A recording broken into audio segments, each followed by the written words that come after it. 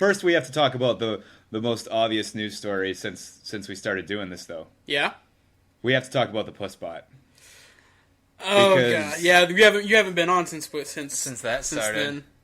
Then. Well, and, like, the pusspot, and I mean, I don't even know if people know, like, the pusspot was started years ago on an old website that me and Swayze were on, because he was doing a movie review that I think I shared with you guys at some point, and it was a movie that Kurt Angle was in, and it was just we kind of had some articles up on the site around that time about how those like D-bag TNA fans can be, and so he just decided to throw this random guy in his recap. You know, it's like, oh, Kurt's wearing a Bound for Glory shirt in this movie. Vince should just pack it in. And, you know, and then he called him stereotypical TNA douchebag. And I was doing TNA reviews at the time, so I'm like, can I please use stereotypical TNA douchebag, call him STD, and just, like, make him part of my shtick? And he's like, yeah, go fill your boots. And then we were doing our infamous 7-person recap, and the mysterious controller, he's like, hey, can I use him? And I'm like, yeah, I hadn't used him in such a long time. I kind of forgot about him. And now, but like by use him, I thought he would just like use him for that one review and be done with it. No. But it turns out the thing has a YouTube and a Twitter and a Facebook. It's got its own email Facebook account. The other day, I'm like, you're actually kidding me, right? Like he's made a Facebook for him and he added me. I'm like, oh, it's like Joel and the mail sack. I can't believe that we actually birthed this. Exactly. Somebody understands my pain. Okay, but the mail sack is not a living, breathing thing. Okay, pusspot is out of control. Like I'm pretty sure this is the beginning of the robotic uprising. Yeah, it all starts with this Roomba. Yeah. Yeah, and he's got like the picture of the Roomba that I found like 5 years ago. I remember trying to Google an orange Roomba, and I found it. And he's just like got this old picture, and like every time I see something now, I'm just like, oh, you've got to be kidding me. I've got to give some credit to the controller though. He's done more with it than we ever did. And it sounds like so many fans too. That's the worst part of the whole thing. Yeah, I think it's just how good he is at it. Yeah. And whenever Joel had his Sheamus challenge a couple months ago. Pusspot, of course, was the only one to come out to defend Sheamus. Oh, yeah, the one to stand in. And so he gave us 10 reasons, and, that was a fun audio file. I think 3 of them were bros. Will you argue me on the point that, at its core gimmick, Night of Champions is the worst gimmick for a pay-per-view? 100%.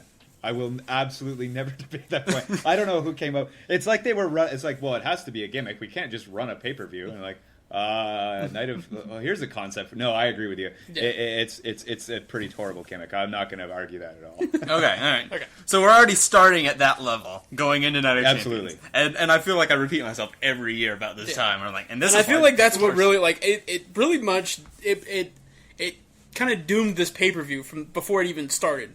Because we had been harping on this, especially Joel, and we were kind of already in that mindset. And then, the card wasn't all that good. Just when you look at it from top to bottom. So well, another thing is that in today's scene, so many of the matches and the rivalries are based on these hatred of each other, and honestly, the titles kind of come second fiddle. Yeah. It's part of the reason I like this one so much is that that Daniel Bryan, above all, wants to be champion. And, it's not that he hates Randy Orton, it's that Randy Orton is in his way of being champion again. Not that he likes Randy Orton. No, I hear you. And it's such a weird, I didn't think they'd ever really go this route that they're going now. Like, I'm quite enjoying it. I mean, but I don't harbor any illusions that what I enjoy is necessarily what the mass population enjoys. I mean, I really like the current setup of the show, but it's by no means perfect. And I mean, Ziggler is a great example of something that it's like, okay, I do feel like the show is a lot better as a whole now, but some stuff has fallen by the wayside, which is another thing we used to talk about Ziggler, how I was just like, yeah, he's all right, but I mean, especially this last year or whatever, I just thought Ziggler was great, and he's definitely, I don't know what he must have done, but I mean, it's almost I'm not the guy that speculates and just be like, oh, he's losing, he must have done something, but he's taken such a dive from where he was that it's almost like, well, he must have done something or rubbed somebody the wrong way, and I mean, we could talk more about it. I mean, I know you guys probably want to go through Raw, but yeah, Ziggler's definitely something going on right now that I think could be fixed. Well, you go back to when he cashed in, which I think was the Monday after Raw, Yeah. Oof.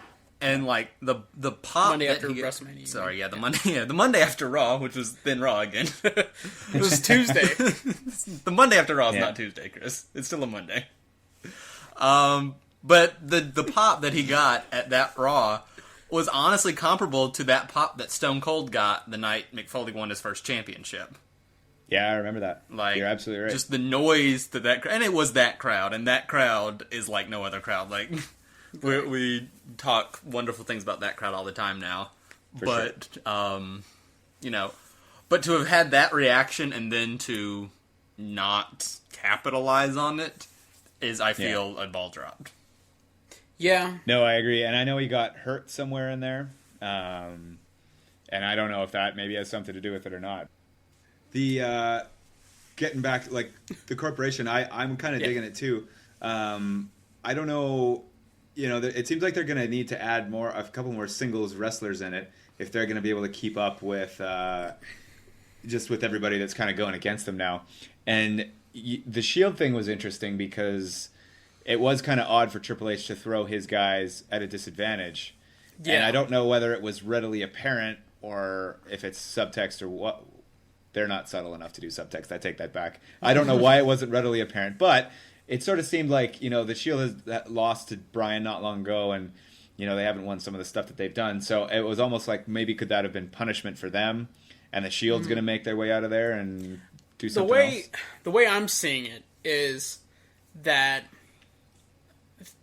now that I've had time to think about it, maybe this was kind of a way of Triple H throwing all the face wrestlers a bone, because, you know, they have all their complaints and stuff, and Triple H is very much trying to have the, you know, persona that he's fair to everyone. He just wants what's best for everyone.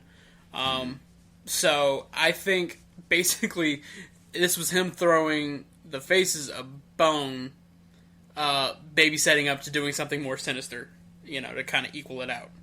So I mean, maybe that'll lead to something with the title, which we also don't really know what's going on there.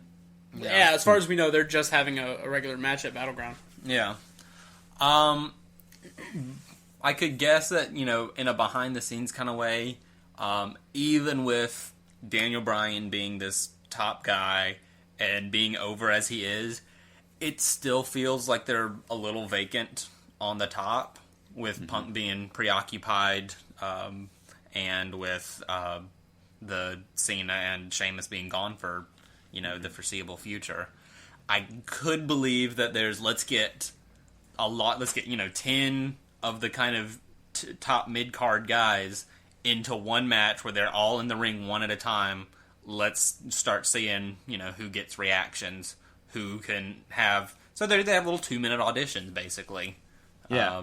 To see who can come out of this with the crowd noises. And the Punk, you know, the Punk Heyman thing, going back, you know, that was another thing that... I like the Punk Heyman thing. I think it's a cool story, but between the timing is slightly odd. First of all, you've got... I mean, I love the Brock match and the Brock feud. Yeah. I thought the whole thing Absolutely. from start to finish was great. Axel, I don't know how you go from Brock to Axel and don't just you hang with Brock. You know, you were the champ for how many days and you almost beat The Undertaker, and then you're struggling with Axel. Like, so I wasn't as much in love with that. I'm sure the Ryback, I mean, we've seen Punk Ryback. We've seen how that goes. So I don't imagine that's going to be very good either. So it's almost like now, it'll never happen, but the timing of it is so perverse that I would almost just like Punk and Heyman to go, hey, yeah, so we had a massive misunderstanding, but we've been friends for 10 years, and there's this thing going on over here with Bryan, and I don't know if you were watching back in 2011, but this is kind of hits home for me. Like, this kind of was my whole thing for like a year, of what's going on with Triple H and what he's saying and what he's doing. So I really need to be over there right now. And right. You know, and Heyman, it was his whole thing for such a long time, too, that it almost, like, I know it'll never happen, that's not how wrestling works, but it would be such a cool, like, they're trying a bunch of different stuff already. It almost should be to the point where they get there, and then it's like, and then maybe Brock comes back and joins them or something like that. Like, yeah. I don't see how Punk Heyman, does Punk Heyman end with Lesnar again now? That's what I'm assuming. But I do like what you're talking about. It's kind of like you were explaining it, and the only thing I could think of was basically Game of Thrones. You know, you have everyone who's squabbling at each other, and then all of a sudden you're like, finally someone like at the end of season 3, Stannis was like, "Oh wait, there's zombies coming.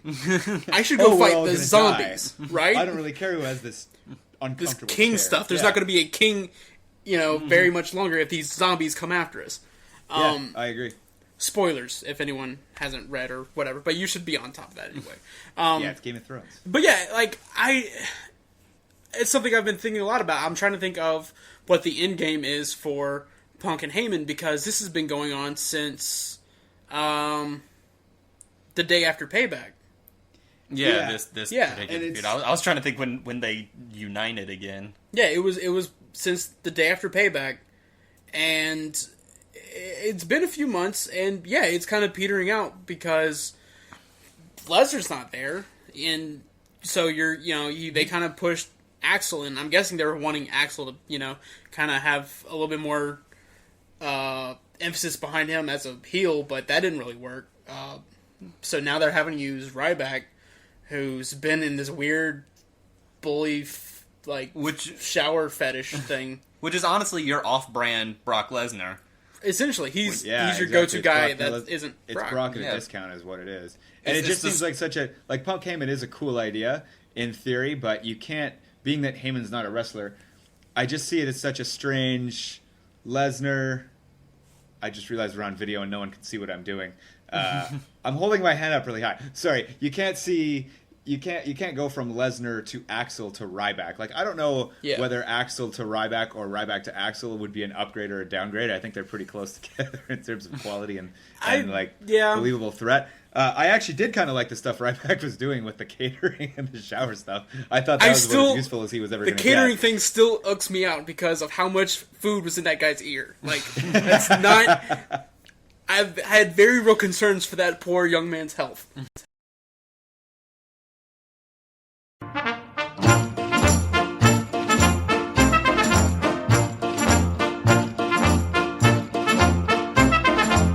I want to say this is a measure of respect to Mark Henry. It's like he has done everything in his power over the last year and a half to prove every joke I ever made about him. Now, I don't want to see anybody get hurt. Let's just start by prefacing that statement. But I also feel like a gentleman of his carriage and mobility issues should not be wrestling in the ring anymore. Now, here you go. I've made some notes here. He hurt his back in 96. He hurt his knee in 96. He got sent to the minors for conditioning in 2000. He hurt his knee in 2002. He got sent back to developmental for conditioning and ring work in 2003. He hurt his quad in 2004, his leg in 2006. He was gone for a little while, came back.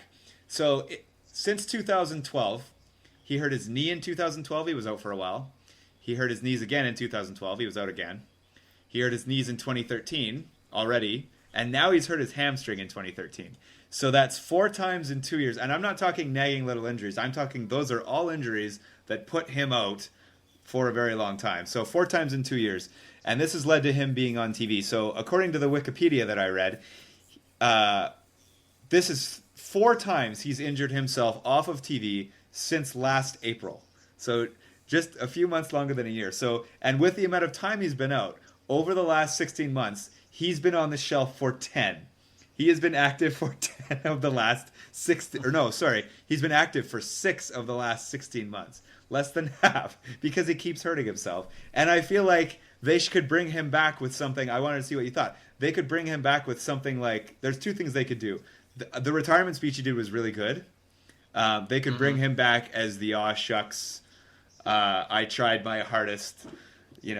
I don't know why my legs keep getting hurt, but they do. And, they could make him like the sympathetic Big Show type guy. I think that would be okay, because it keeps him up. Because they were kind of shying away from having him in matches anyway, for this exact reason.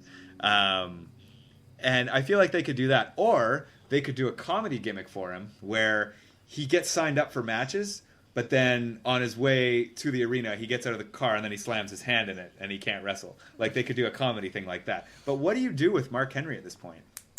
Let me at first say, The last time he was in a comedy gimmick, we had a hand get born. No. He's been in a hot tub with Hornswoggle since then.